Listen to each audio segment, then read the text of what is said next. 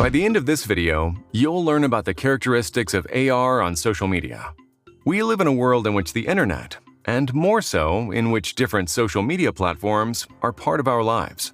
When developing AR for social media, create something specific for the specific purpose of why users are engaging with it. So, why do users engage on social media? It's to make connections. We want to connect with our friends, to laugh, to find entertainment, and to share what we've created and discovered with interested audiences. Users on social media want to have fun. When designing for AR on social media, strive to grab the attention of users and help them see right away how your program is going to give them what they want. This can be adding connection, laughter, and entertainment to their lives.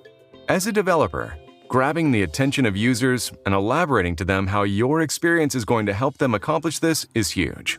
Be responsive to what our users are looking for in an experience. There aren't many ways to sell an AR experience on social media, so create something that they want to share with their friends. When you develop AR on social media, you're exposed to an expansive reach.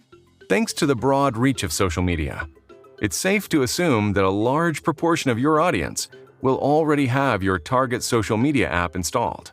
This helps with getting your experience literally into the hands of users.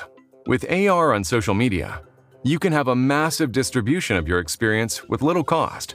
And who doesn't like saving money? It's easier to get eyes on your AR experience on social media than other platforms, because the experiences themselves are being promoted and consumed on the same surfaces on which people are already having conversations and sharing content and information. You know the video you just sent your friend using a face filter? Yep, that's AR. By creating an AR experience on a platform that is far more shareable and discoverable than on other platforms, you can help create experiences that shape and influence culture. Another thing to consider when developing AR experiences on social media are the different platforms.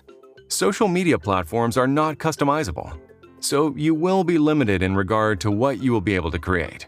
Make sure you know the limitations of the platform you're creating for.